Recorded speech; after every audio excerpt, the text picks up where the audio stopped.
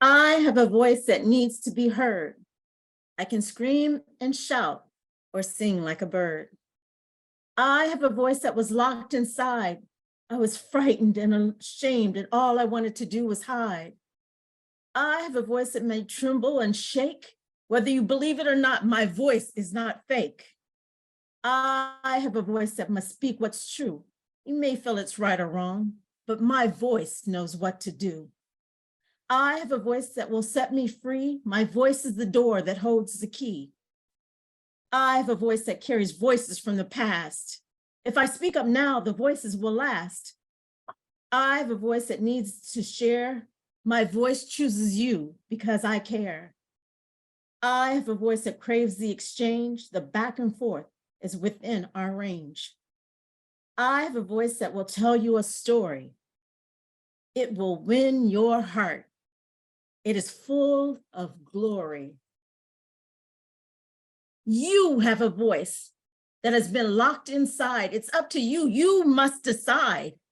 You have a voice that must speak up now. If you don't speak up now, things will be foul. You have a voice that needs to be heard. I will listen to your every word. You have a voice that must address the unfairness of life. You must face your fears. You must end the strife. You have a voice that carries voices from the past. If you speak up now, the voices will last. You have a voice that brings me peace. Because of your choices, the violence and hatred decrease.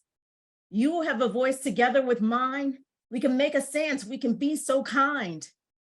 We have a voice united as one. Our voices united. We can reach the sun. We have a voice that creates a shift. We can influence lives. We can love and uplift. We have a voice that brings us peace. Our humanity and compassion will only decrease. I have a voice related to yours. You have a voice tied to mine. We have a voice unique to mankind.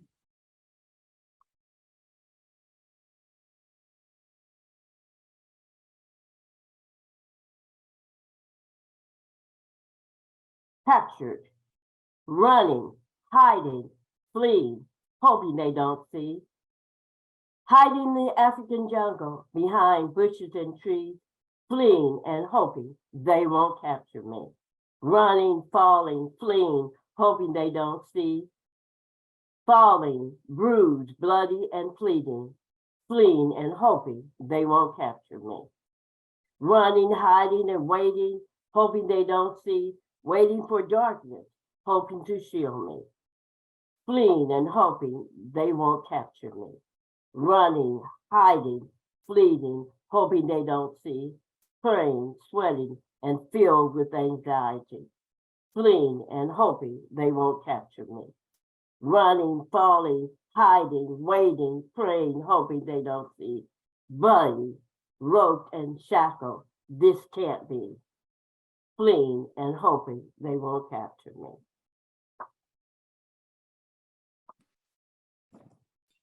Good Friday afternoon, everyone, and welcome to the Department of Black Studies webinar of I Have a Voice, which, as you have heard, is a creative, artistic presentation celebrating Black women in U.S. history. I am Dr. Cynthia Robinson, Chair of the Department of Black Studies and Associate Professor in the School of Communication. I Have a Voice is created by Clarissa Love and Shawn Love-Bradley, a mother-daughter creative dynamic duo. And it combines their artistic brilliance of art and poetry to discuss individual African-American women's historical significance in U.S. history. Clarissa Love is an artist, an author, a poet, and an illustrator. She graduated from the University of Omaha in the year 2014 at the age of 75 years old with a bachelor's degree in fine arts. Miss Clarissa Love first discovered her artistic talents in 1990 when she started sketching in pencil. Over the years, she's perfected pen and ink as her preferred medium. Her subjects are traditional African and Native American portraits and wildlife. She illustrated her first children's book, Sunflowers and Rainbows for Tia, in 1999. The book received the award-winning illustrations from the Good Housekeeping Seal Parent Council. Clarissa Love won first place at the University Medical Center annual art exhibition and competition. The following year, she opened and created a residential and recreational counseling center at the Beulah Jackson Center, providing arts, crafts, and counseling for the residents. Clarissa Love has done several art shows throughout the Omaha and Lincoln area and sold several pieces. Clarissa is the mother of 3 children, grandmother of 7, and great-grandmother of 2. Shawn Love is a poet, a playwright, a producer, and an actress, and has been writing poetry and short stories since she was 11 years old. Shawn was first published as a poet in the Omaha Public School System. Her first book of poems was entitled Black Poetry in Writing. She was subsequently published as a poet in junior high and high school with a degree in journalism and a minor in mass communications from Clark Atlanta University. She moved to New York and continued writing and creating projects. She produced 3 off-Broadway plays, Through the Fire and Raw Love. Her third play, My Private Revolution, was produced at the Davenport Theater in Times Square and was selected to participate in the Emerging Artists Festival in New York. Shawn has also had guest starring roles on Law and Order, Criminal Intent, Law and Order Special Victims Unit, The Following, and As the World Turns. She is married to Clarissa Bradley, and they reside in Manhattan, New York. And I thank Clarissa Love and Shawn Love-Bradley for doing this. I first saw this phenomenal presentation of I Have a Voice a few years ago at St. Benedict's Church here. It was in March, I think it was maybe 2018, 2019. We then Black Studies collaborated with Women and Gender Studies to bring them to UNO for a presentation, and that was done, I believe, in 2019. I was blown away by the presentation in person, and this is my first time doing it as a webinar, but I want to interview, and for people who have not seen this work, just want to expose you to this great work. So since then, their presentation has been turned into a book, and they are now going to share with us a few of these women that is in their book.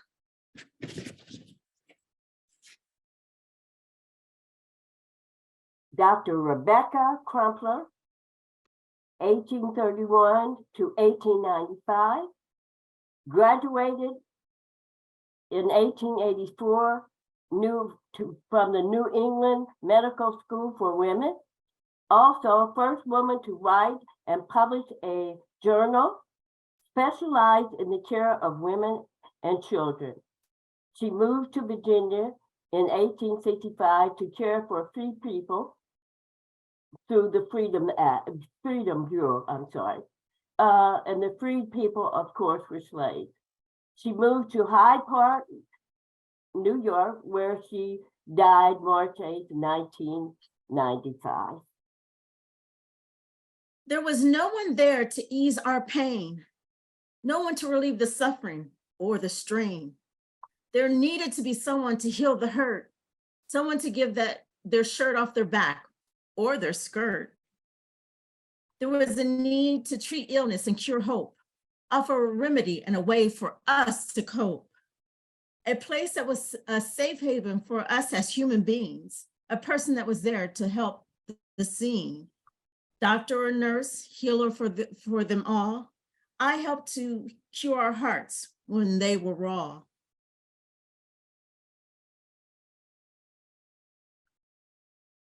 Edmona Lewis, first professional sculptor, born in Greenbush, New York,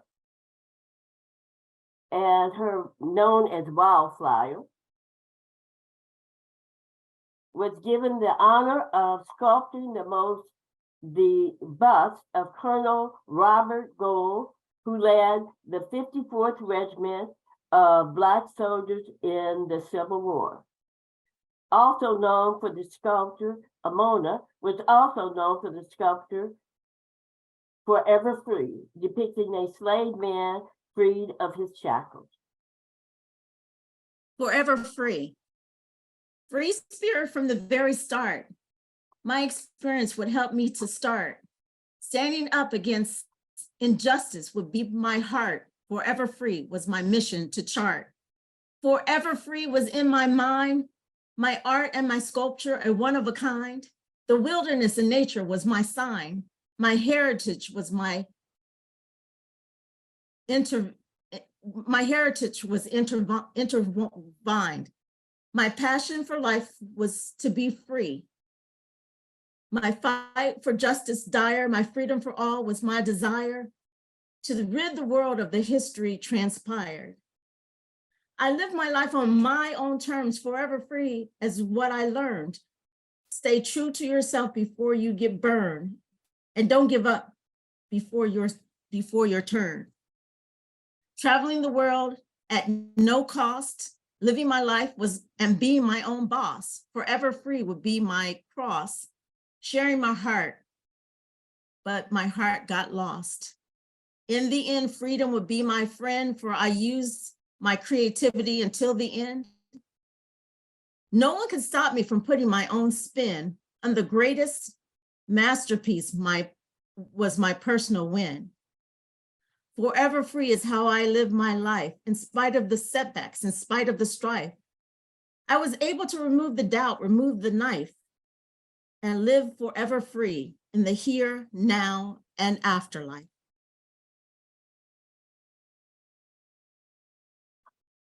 Susan King Taylor. She was a slave, born on Green Plantation, 1848 to 1912. She was a Civil War nurse, teacher. She taught school to Black children who, while in slavery, went to an underground school for slave children, wrote memoirs during the Civil War. She also wrote passes if the slaves were out past their curfew when she was only 8 or 9 years old. Also loaded guns for the soldiers in the Civil War, the 33rd Black Regiment of the Civil War, fought actively in the war for our freedom, as many Black women did in many capacities. Underneath this crust, underneath this rust, underneath this mask, underneath this shield, underneath this armor, underneath this steel, underneath this will, underneath this depression, underneath this aggression, underneath this anger, underneath this hunger, underneath this pain, underneath this strain, underneath this block, underneath this rock, underneath this knot, underneath this spot, underneath this wall, underneath it all, underneath this brick, underneath this stick, underneath this chip, underneath this rip, underneath these layers, I discovered my body, my spirit, my life. Ida B. Wells, 1862 to 1931, born into slavery. She was an American Black woman editor, owner of a newspaper, Free Press. She was a suffragist, a socialist, an anti-lynching crusader worldwide.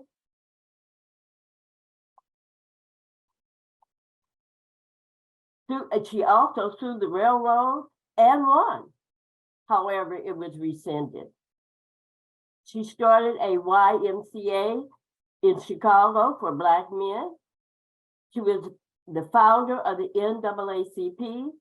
She also helped bring Southern Blacks to the North to remove them from the tyranny that happened to them in the South. When will the cycle of bad choices end? You have to look deep within to recognize the queen or king that you are. That is only you that will take you far. It's wonderful to have a healthy hold of your own greatness that will unfold. When will the cycle of self-loathing dissipate? To honor your truth that is your right, to know the secret that will win the fight, to understand the depths of the light. You confirm the power of your soul's delight. When will the cycle of mistrust fade away to clear a path for a brighter day, to witness the world as a safe place to stay, to open a path to walk away from the past life of yesterday? When will the cycle of anger evaporate to replace a spirit, to anticipate a joyful being, to contemplate a life of love, to assimilate a world of joy and compassion that we create? When will the cycle of unhappiness cease, to bring about a universal peace, to help the lives of the suffering decrease, to put our souls and minds at ease, to reflect upon a brand new lease on a life that will truly appease? When?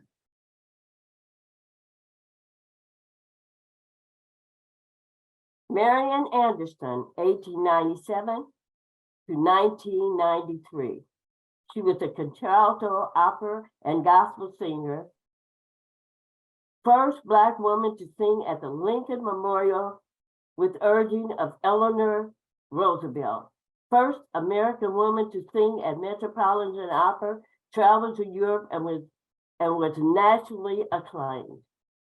Activist for American Black musicians, was banned by the Daughters of the Revolution, and also sang at the inauguration of President Dwight D. Eisenhower. Later Eisenhower made her a goodwill ambassador.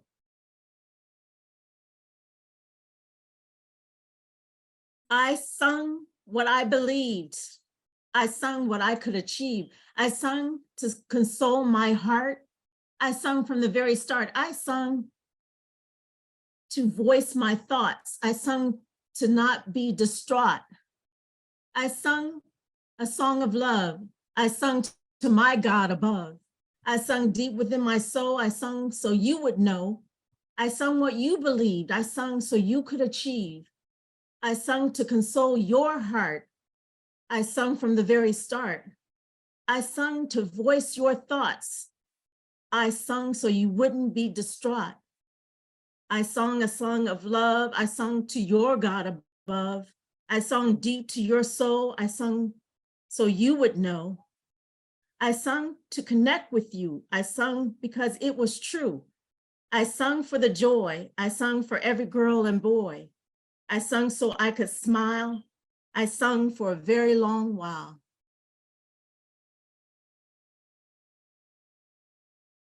Angela Davis, 1944 to the present, American Black political activist, scholar, tenured professor, and a civil rights activist.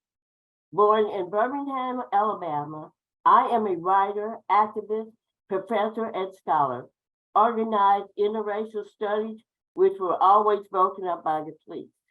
I was devastated in the year 1963 by the young Black American girls killed in Birmingham church bombing. I knew most of them. That was a turning point in my life. These 6 women are so very different in profession, and yet their goals for their human equality are the same. The voices of doctors, sculptor, teacher, and nurses, editor and organizer, gospel and opera singer, and activists, professors, and scholars. I marvel at their endurance, the strength of character, and the initiative they all have for the equality of the human race, of equality of the human black race, for sure. They were so inspiring to me. Empower, enlighten, educate. I have a voice.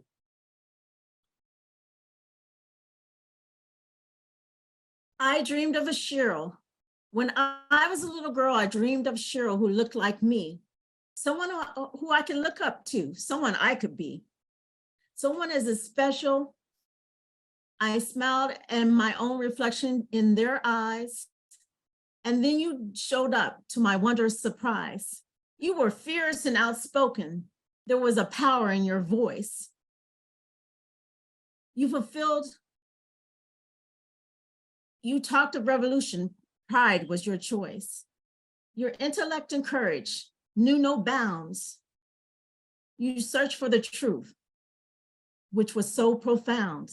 In spite of your enemies, death threats and more, made your determination and mission steadfast and sore. Your path as a woman and a Black woman too established how you were treated and how much you had to do. Overcoming falsehoods and mistrust galore was your indication of what was in store. You never crumbled, never threw in the towel, even though things got risky or things got foul. So in my mind as a young soul, I knew you were the example that would force me to grow into a woman with my very own fight. No one responsible for my own plight. I couldn't understand why others couldn't see your greatness, your fierceness, your fight to be free. Speaking up for fairness and taking a stand was my motivation for being your #1 fan. I knew when I first met you that very one time, this was a blessing, this was my sign. The hope to leave my Cheryl, to have my Cheryl stand up for me would be my mission in the life to pass the key. For we as women of color are truly rare. We live for others. We really do care. We have to fight a difficult fight, but in the end, it is our right to speak up what's true and live a full life. One day we will be treasured and live in our light. How can I thank you for all that you've done? You've sacrificed so much without any fun. You've encouraged so many and lightened our load. You're truly a Cheryl, someone to behold. Thank you for stepping up into your greatness and strength. You are someone to admire at full length.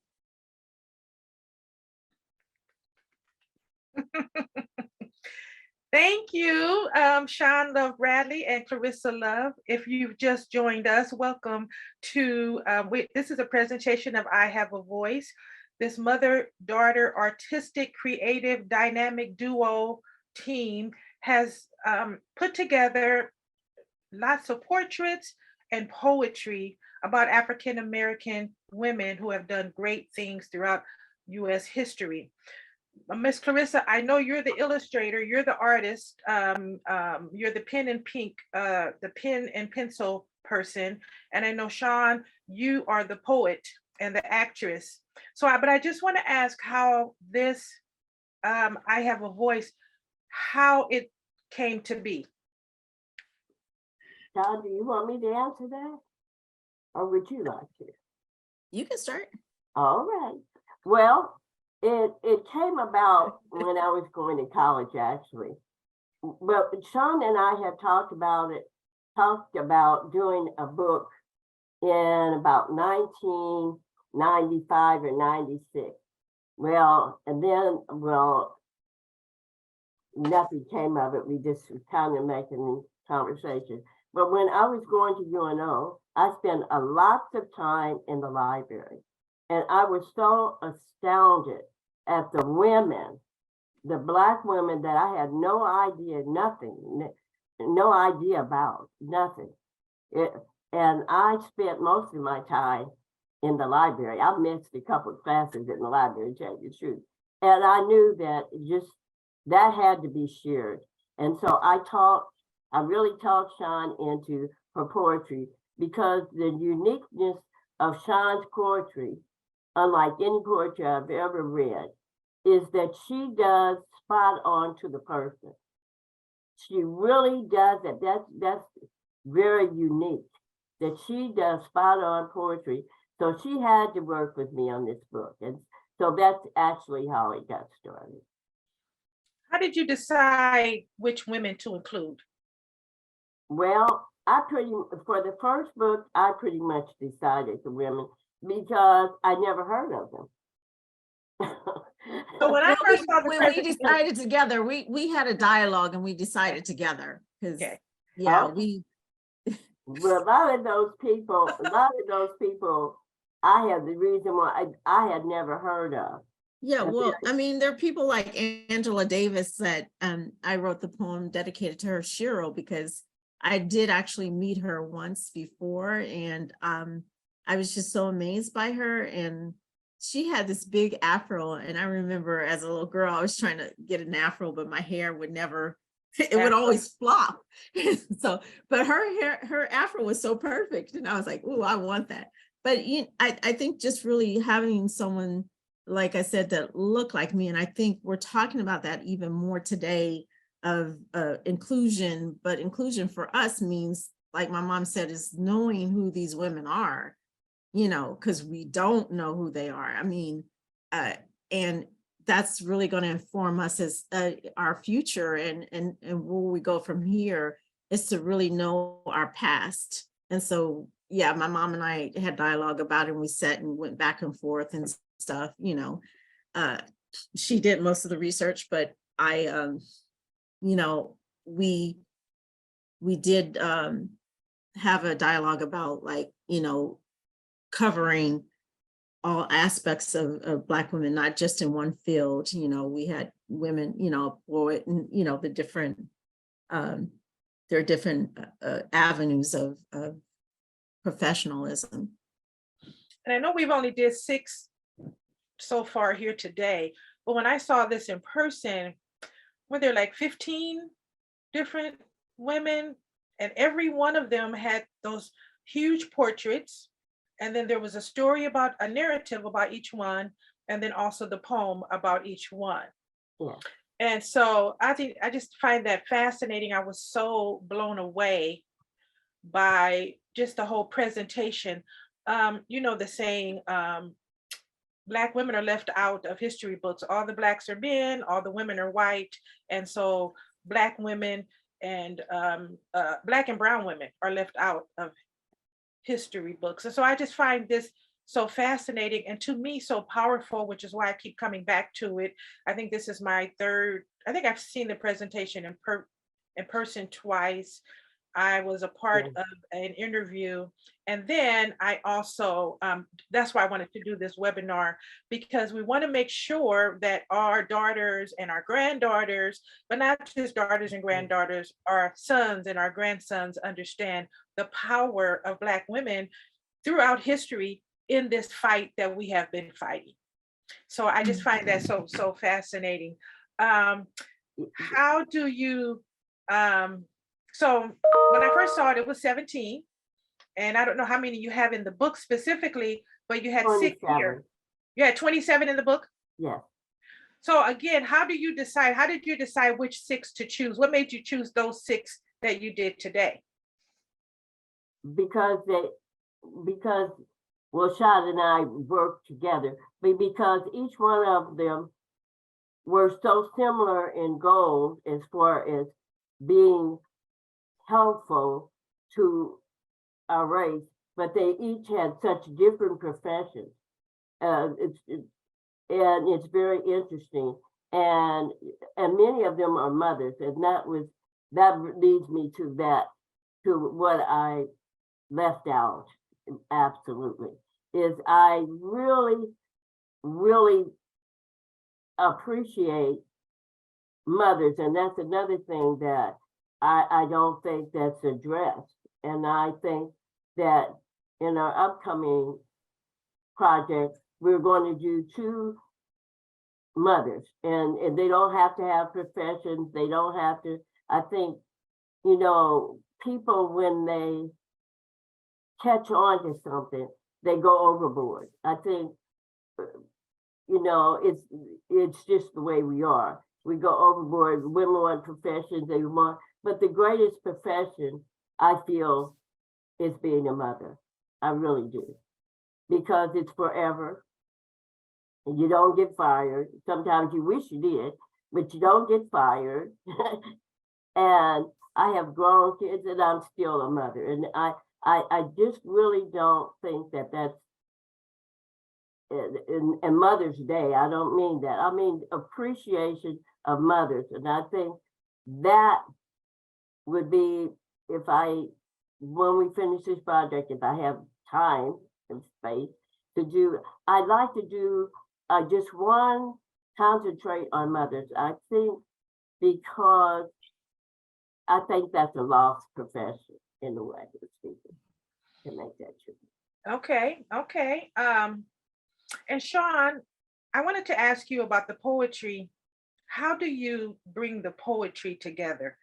How do you decide which words for which person? Yeah, that's a great question. I really, honestly, it comes to me. I honestly have to just acknowledge that it is definitely a blessing.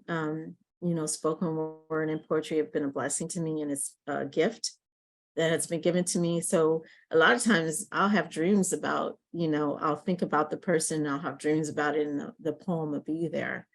Or, someone will say something that will make me connect.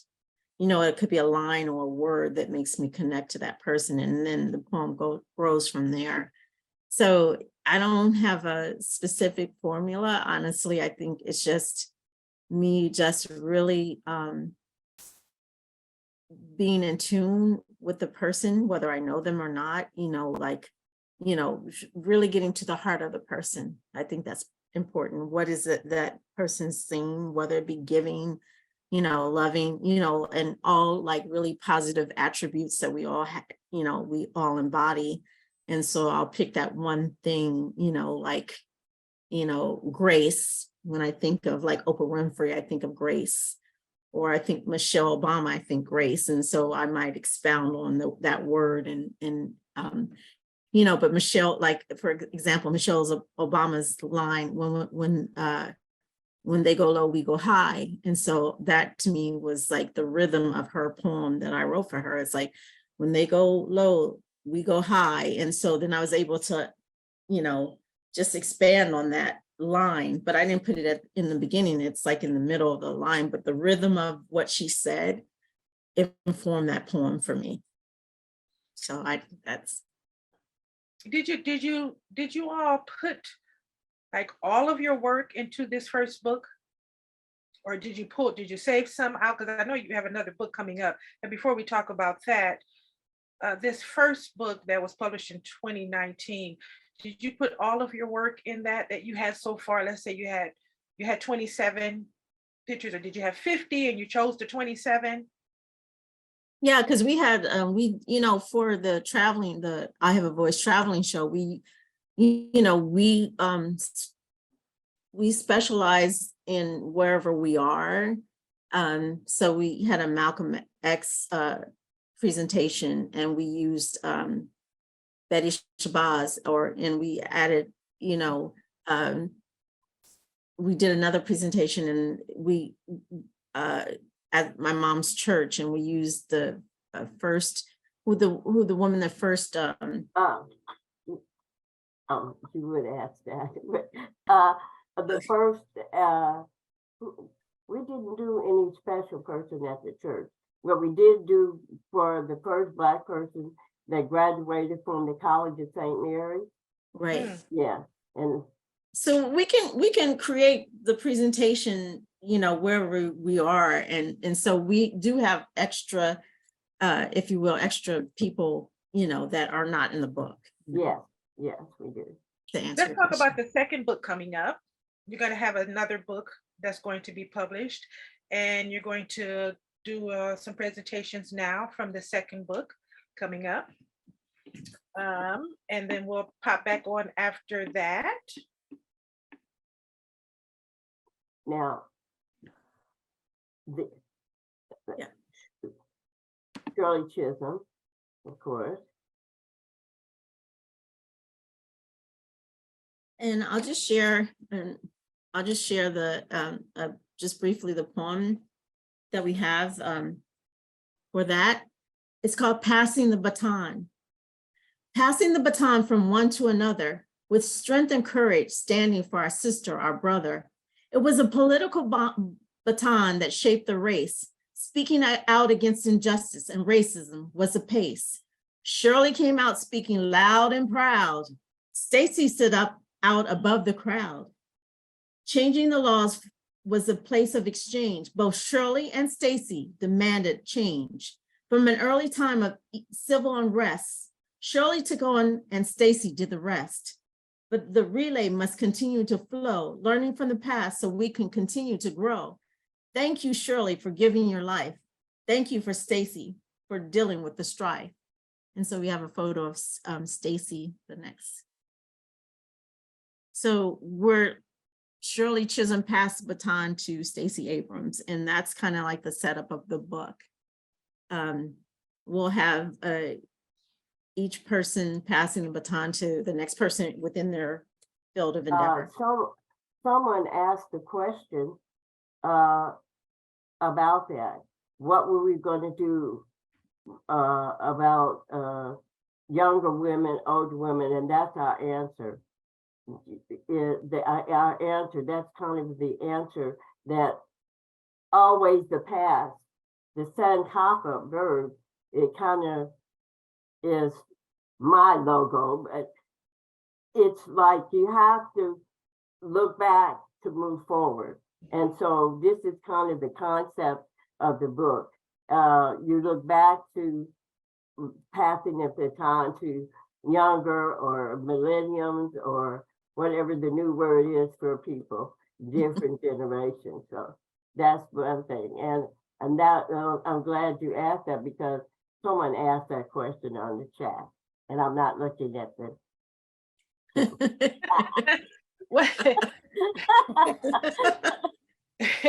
And I want to say here, this is quite challenging because Shawn is in New York, Miss Clarissa is in a whole different place, I'm in a different place.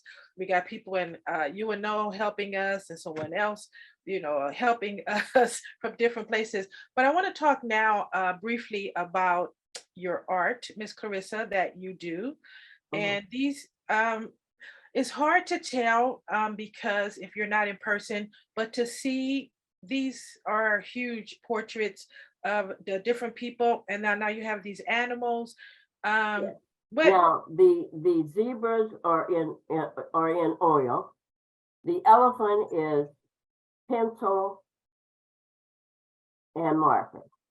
And I have a wide collection of animals. I love doing animals for sure. Now this is Thea Bowman, and she will be in the next book. She started in Catholicism. She started more or less the gospel type music for our church, for Black people, and she unfortunately died at a very young age, and that is in the vestibule of our church. Our church is that. For her. Now this goes along with, these are the 3 women from Africa, and it shows different areas of Africa. The one with the lime green, she's from the Congo. The one lady in the orange is from the Mideast, and the lady that looks all covered up is from Western Africa, which is a different climate.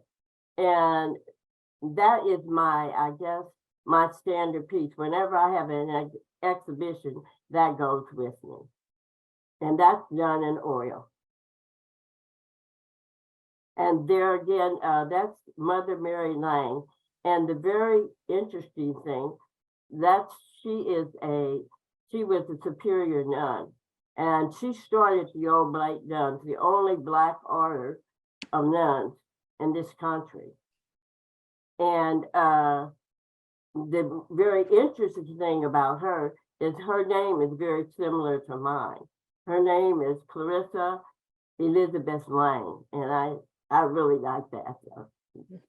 And she also is in the church also purchased that picture, and it's in the vestibule, along with Thea Bowman.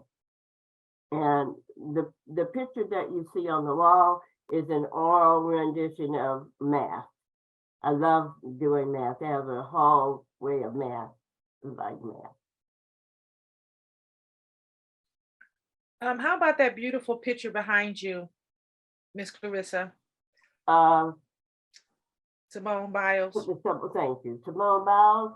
Well, she is also going to be in our next book. She has a wonderful story to tell. Her the first. Excuse me. Let me get some water. I'm sorry.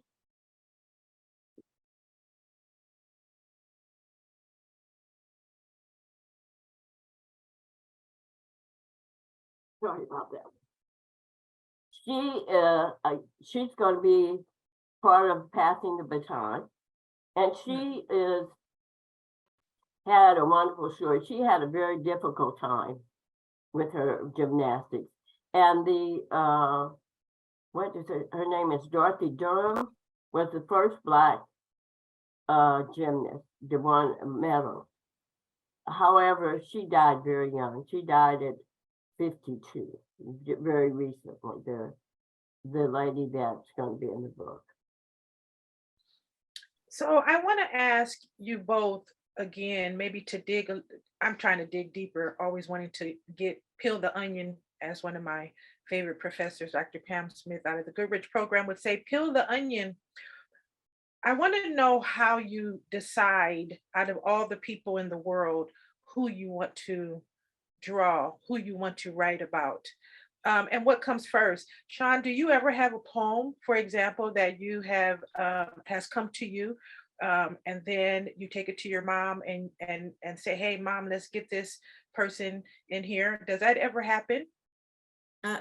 Yes, that has happened. I think Angela Davis was one. I already had that poem written for her. Mhm.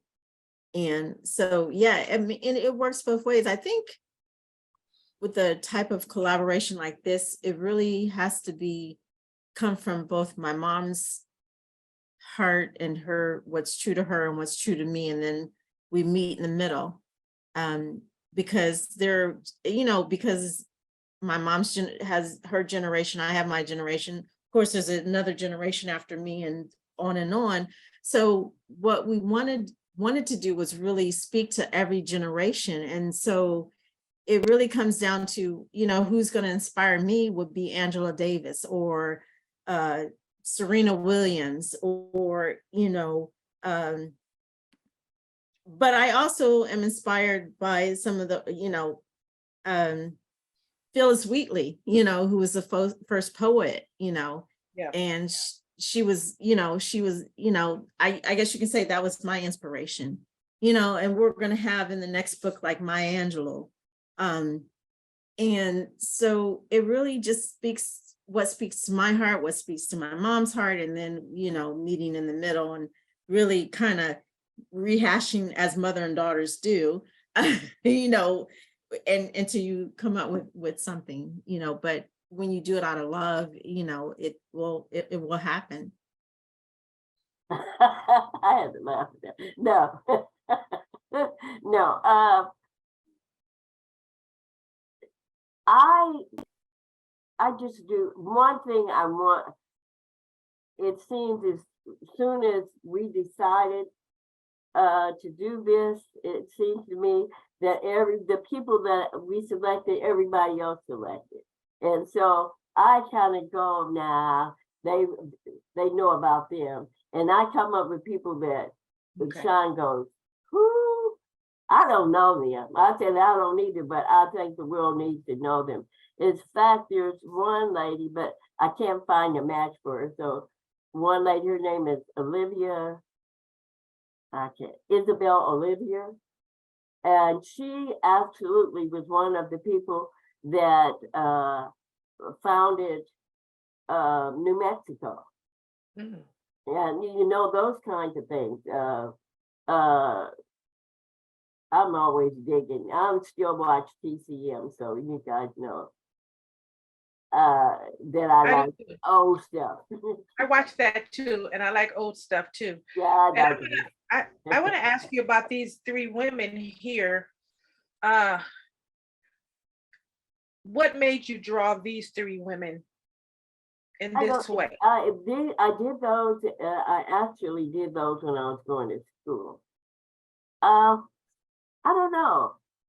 One thing that really stuck with me is in art, they have no reference in books, very few, of Black artists. Mhm. They have no reference about Black people too much ever.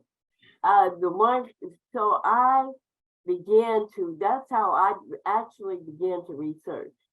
And I was thinking when I did this, that Africa is probably, it's supposed to be the second largest continent. It's actually the first because they say Asia and Africa, but Asia and Africa are one and the same continent. And so therefore, I wanted to show the difference between the people of Africa. Sometimes I have to bite my tongue because people don't quite understand what I'm saying when I say this.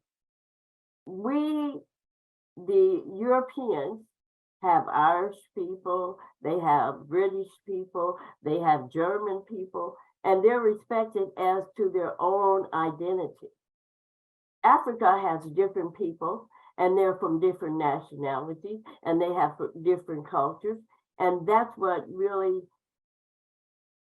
pushed me to do that picture I of see. women, because they, like everyone, we're all one under the sun, of course, but they need to be respected for their own identity and their own culture, and that's why I did that. You're absolutely right, Miss Clarissa, that really people look at Africa as a country instead of a continent, Yes, and as though all the people are one people, yes, because they and look that's at it not so. racially instead of ethnically, and nationally and linguistically, and different things like that, culturally. All Yes, of this is erased because they just see it yes. racially. And that is exactly why I did that. Mhm. I'm glad you asked me because I never really thought about it like in that term. You know, and I really worked on that. I really wanted that to come out nice. And it truly has. And we have a question, and I want to encourage people, if you have any questions, to please put those in the Q&A. We do have a question about your poetry, Shawn. Denise is asking, does your mother have input on your poetry at times? I'd have to say no. My mom's a poet in her own right. She wrote Capture.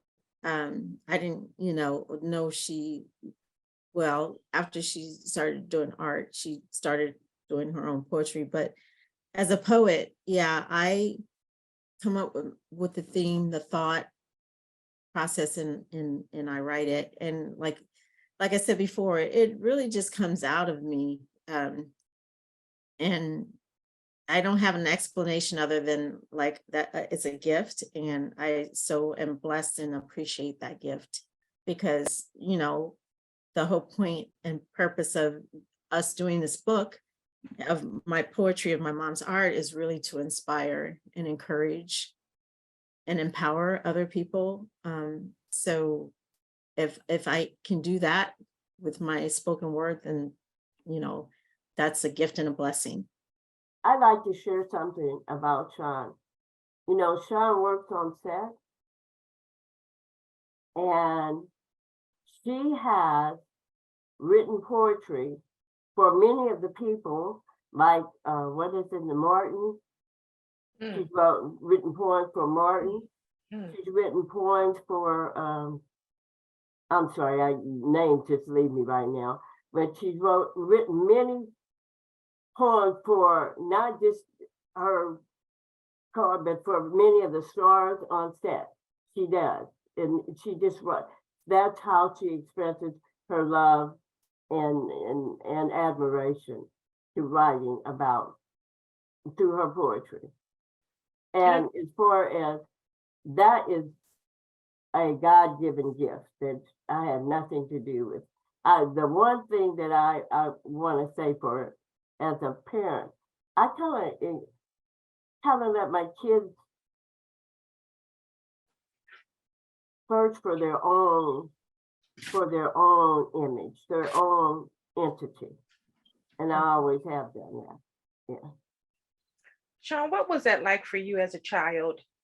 Poems coming to you, and you realizing that it's a gift. What was that like for you? Well, I can honestly say I didn't start to appreciate it as a gift until recently. When I was a little girl, I used to write my poems and stuff them in my drawer and hide them. Part of I Have a Voice is me coming out, like everyone comes out, and I'm encouraging not just myself, but everyone has a voice. But as a little girl, I didn't have a voice, or I felt like I didn't have a voice. I didn't use my voice. I pretty much hid out, and I played small. And it's so funny because my brother, the same brother that you went to school with, I had stuffed all my poems and short stories in a drawer. I thought I was hiding them because I was the only girl. But he used to come into my room and sneak into my room, and he took my poems and took them to school for show and tell, because he didn't have anything for show and tell. Because my brother would do everything last minute, and so he took my poems to school for show and tell. And my teacher, she was my teacher a year before. She was like, "Where did you get these poems?" He said, "Oh, these are my sisters." So he got so he got an F for that project because that wasn't his project. And she actually requested that I collect my poetry, and then she took it and made sure that it was put into a book. And so that's kind of how it started. What age was this, Shawn? I was 10 or 11. And yeah, like I said, I didn't have a voice. And I think as I really started to journal a lot, as an adult, when I came to New York, I would journal and journal. I had been writing long before that, but I kept journaling. And then I put together a group called Bold Words, Brave Movement. And it was dance and poetry, because I love dance. And it was music, dance, and poetry together. And it was a really great group. And I just love that. I love that expression of, everything, dancing, movement, body, speaking. And it was my opportunity to really let myself just express myself. And so like I said, I'm just now appreciating, deep appreciation for the gift that I have. And that is why this opportunity that you've given us to be able to share, and every opportunity I have to be able to share, is really a blessing for me. Because when you don't share your gifts, I think that you die. I think you die inside. When whatever gift you have, whatever it is, if it's to make people laugh, if it's to sing, if it's to, do art, whatever it is, everyone has a talent and everyone has a gift to share. So when you don't share that, what I feel is that you die a little bit inside. And so, like, I think that was my rebirth of, like saying I have to, like, it was a process, but it took something for me to really grasp how much this gift is important to not only myself, but to the world. It absolutely is important. And this whole I Have a Voice, you make a good point. I think we as women, and especially Black women, Black females, Black girls, we are shut out of things in a lot of ways. And maybe we're supposed to do something different than what we think we're supposed to do. And we are made to be silent. We're critiqued, we're ridiculed, all kinds of different things. We are body shamed. You got the colorism thing going on, or hair texture, so many different aspects to being a Black female. And I did my dissertation on Black female beauty and studied Black women in that way from the impact of race, how that impacts us. So I just think this is phenomenal. I just want to, are there any more questions in the Q&A? We have things in the chat. I hope people are looking at the chat. Miss Clarissa and Yeah. Shawn, do you have anything else to say about this wonderful work? Just, now really, this is a gift. I never, honestly, I was old when I really realized I could draw. And, you know, God's good all the time. That's just all. Oh, yeah. I can say. And I wanted to, I love sharing. I really do. And I love sharing. And so sometimes I talk too much, but oh well. No. You have a voice. You know, Oprah, and I have this on my signature line. She said, you have a calling. Use your power to serve. And I always say, people, use your power for good. Everyone has power. I believe that. Use your power for good, not for bad. And I just love how you all are using what you have, your talent, to serve and to make sure that we remember her and what she has done throughout American history, throughout world history even. I would like to just share a poem. This is one of my favorite poems. It is in the book. And we would love for anyone on the webinar to go out and grab a book, and we could type in the chat how to get it, the book. But this is called Continuation, and I think this really really speaks to me and my journey of being a poet and a writer. My voice cries out for clarity. My clarity focuses my life. My life battles for courage. My courage conquers my fears. My fears wreak havoc with conviction. My conviction strengthens my determination. My determination wrestles with compassion. My compassion assures my spirit. My spirit yearns for creativity. My creativity opens my mind. My mind speaks of commitment. My commitment solidifies my existence. My existence dares to face challenges. My challenge is to become capable.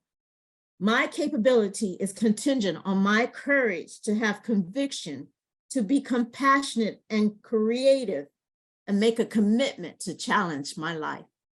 Thank you. Powerful. Powerful. You know, some artists can produce art, and then some people can present, and you all can produce and present, which is wonderful. So I want to thank you for having a voice and for giving us the gift of what these illustrations and the poems represent for Black women. I want to thank you for that. This presentation would not have been possible without Mars Johnson. Thank you, Mars, who is a University of Nebraska at Omaha grad. She told me not to say that, but I have to, Mars. And she is a multimedia communication specialist out of the School of Communication. Thank you, Mars Johnson. Of course, Courtney Kopetz is the media specialist, the communication specialist in the College of Arts and Sciences. Courtney has been a lifesaver since she has come to UNO Arts and Sciences. Thank you, Courtney, for helping to put all of this together and to make it run as smoothly as possible. Mars met me at Miss Clarissa's house and took all the photos and did all of the PowerPoint and set this all up so that all we had to do was speak. And so I cannot thank you enough, Mars and Courtney, for this. And again, Clarissa Love and Shawn Love-Bradley, for your presentation of I Have a Voice. This is going to end, unless you guys have something else to say. I want to just say thank you to Courtney and Mars, and to you, Dr. Robinson, and to my husband, who is my tech person, Laurel Bradley. and to my mom. And thank you for giving us this opportunity to share. Thank you. And thank you. Well said, Shawn. My sentiments exactly. And we want to enlighten, empower, and educate. That's what I wanted to say. This is what this is all about. Enlighten, empower, and educate. And I'm going to write a poem about that. No, I'm just Okay. kidding. I'm just kidding. When will the next book be published? We're hoping the end of the year. Okay. Okay. Well, keep us posted. Okay. If anyone has any questions about how to get the book, I believe Courtney has put that in the chat. And if there are any questions about anything else, you can email me and I will get in touch with the Loves. Okay. All righty. Okay. Well, Thank have you a so much, fantabulous everyone. weekend.